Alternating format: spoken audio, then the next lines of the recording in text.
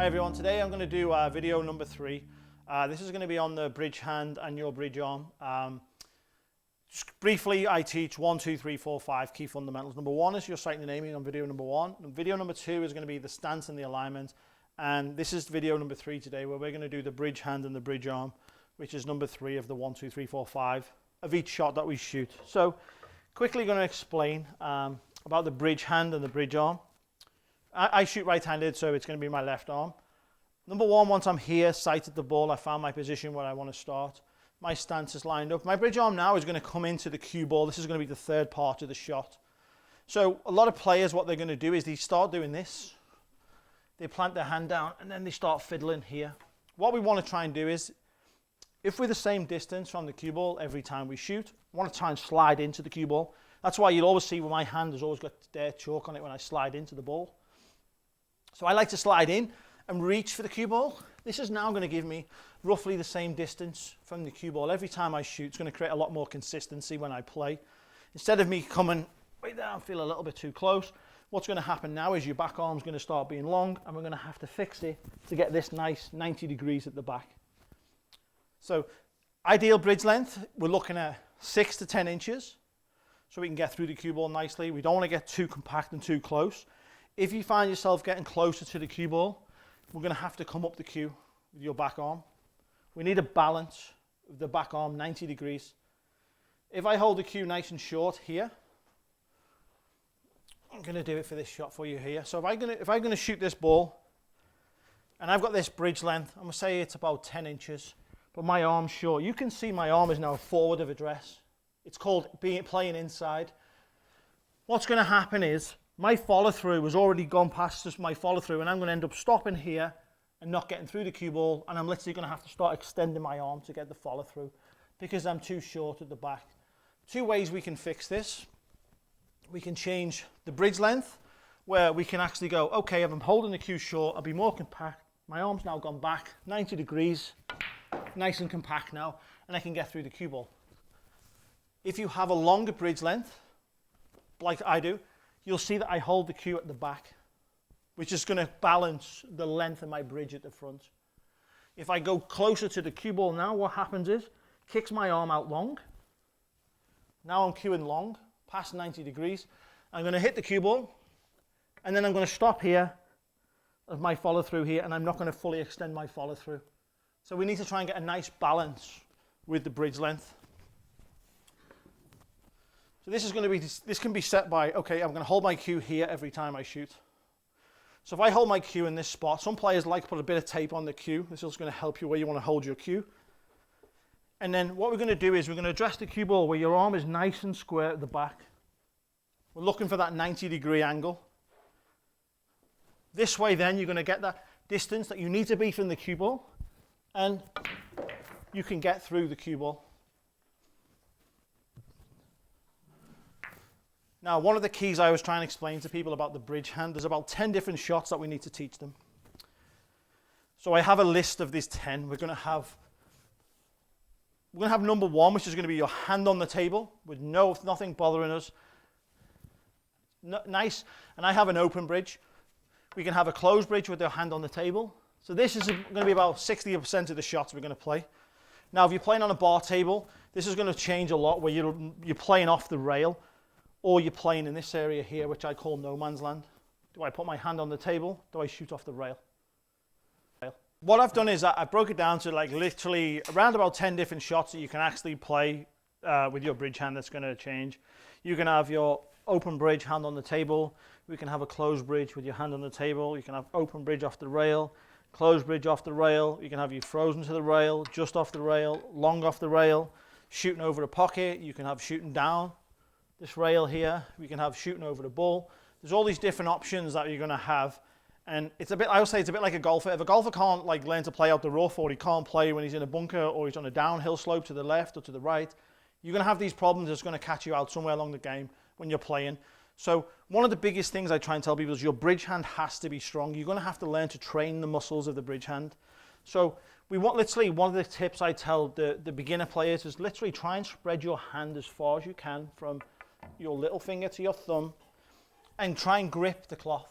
give it something solid. So when you're shooting, there's not going to be any movement here. So the cue tip is actually going to hit where you're aiming on the cue ball. Because a lot of the players, their hand is really weak, and you need to train these muscles up to try and build it up when you shoot. I gave it a rating of 1 to 5 on the different bridge strengths. We got very weak, number 1. We got weak. We got stable, strong, and then very strong, number 5. Now, if you're playing 70 or 80% of the shots, if your hand is just literally on the table, nothing's interfering, you still need to have at least a 3 out of 5 rating to get some kind of strength there. If you're now going to shoot and you're off a rail, we're looking around about a 4 because we need to really lock the bridge hand in. Now, if you're going to hit a power shot, I say 5, as strong as you possibly can, because the more speed you're generating with that cue to move the cue ball around the table, the more this has to stay still. It really has to be solid. So I'm going to show you some of the shots quickly to go through them. So if I've got an open bridge, hand on the table, I'm still trying to squeeze and pull the cloth somewhat. So literally, if it's locked in, I can hit the ball, and this is not going to move. Now, the closed bridge, I actually can't do the closed bridge because I have severed tendons in my hand, but it's somewhat where the players are going to lock their fingers in like this. So it's nice and solid still, so they can shoot and get through the cue ball.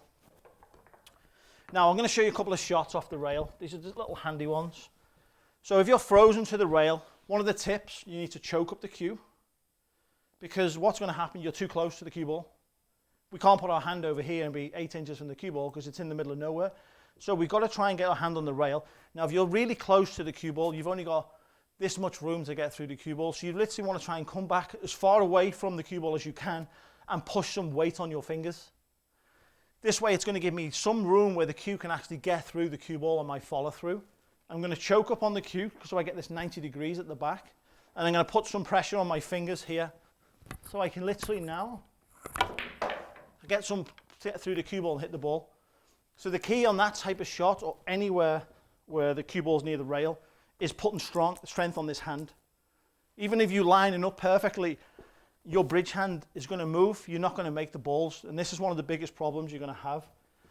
Just off the rail, I could shoot like this, or I could have a nice closed bridge, squeeze the table. I can lock my thumb in at the back here onto the rail. I can grip the rail. What you want to try and do is get comfortable. Whatever way you find the most comfortable, you might play it differently than the way I would play this shot. But the key here is just get your hand nice and solid. So I've got the cue ball further away. And if I put my hand in here, what's happening is I'm going to have to choke up, a little bit jammed to get through the ball. So I'm actually going to come back further off the rail, but I'm going to grip the rail nice and solid. Once I know this is locked in here, I can now hit the ball. If I'm bridging over a ball, what I'm going to do now is I'm going to push the weight down. I'm going to choke up a little bit, but I'm going to put a lot of pressure on my hand. Now I can literally do what I want with that ball. With a lot of players, you see they're like this, really wobbling. Put some pressure on your fingers was really going to lock this in, so I can now hit the ball how I want to hit it. When you're bridging, I'll play it down this way for you. So I like to shoot with a longer bridge. So I call this one long off the rail. Now, I'm locked in here. One of the problems a lot of players are going to do is they're going to pull their cue back like this, long. Now, they've got to go all the way from here to the cue ball and hit this spot. What happens is they come off and hit over here, unintentional spin, and it ends up making this ball miss. So my biggest tip that I'm going to explain when we do this type of shot, you can have a nice long bridge, but what I want you to do is watch how far my cue comes back. I'm literally only trying to come back about this far on my backstroke. That means now I've literally only got this much room from here to not hit the contact point that I'm aiming for. Thus keeping my cue ball more accurate where I'm going to aim on the ball to hit it right. Here's another shot of you right-handed. You've got the rail, but what I'm doing is I'm locking my fingers into the rail, pushing them in first before I want to set, and making sure it's solid. If I don't feel comfortable, I'm going to get it to the position where it needs to be. If my bridge is longer, I'm going to go back on the cue, and I just want to make sure it's nice and solid so I can hit that ball. Very, very important. I call this no man's land. Say a diamond inside here to a diamond. Does your hand go on the table? Do you put it on the rail? Playing on a bar table, you're going to have the rail a lot. You've got to make sure this hand is really solid.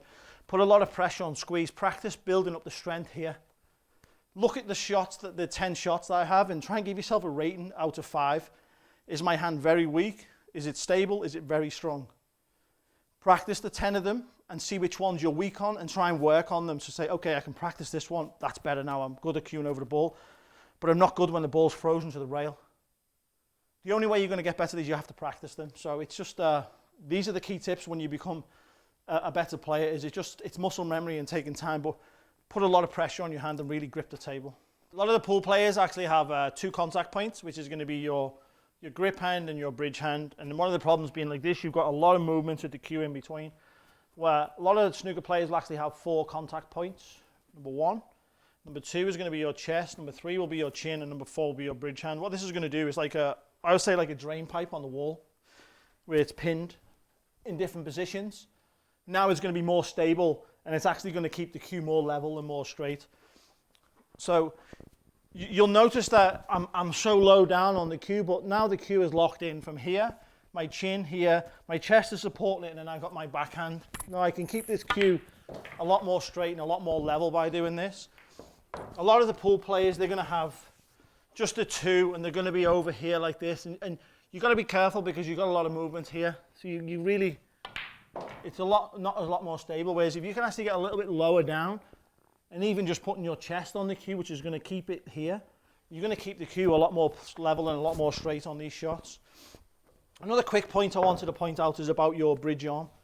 Sometimes you might have a ball in the way, and you literally, you're going to have to manipulate this arm. It can't always be straight. You're going to have to manipulate it and get some kind of balance in here just to get your base. Sometimes you're going to have to manipulate your arm. One of the things we like to do is use this as a guide to keep the cue locked in tight here.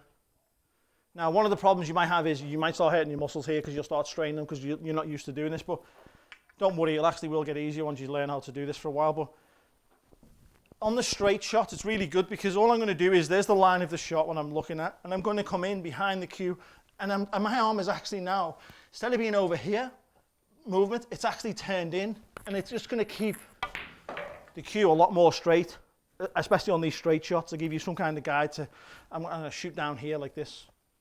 It gives you a lot more support on the straighter shots.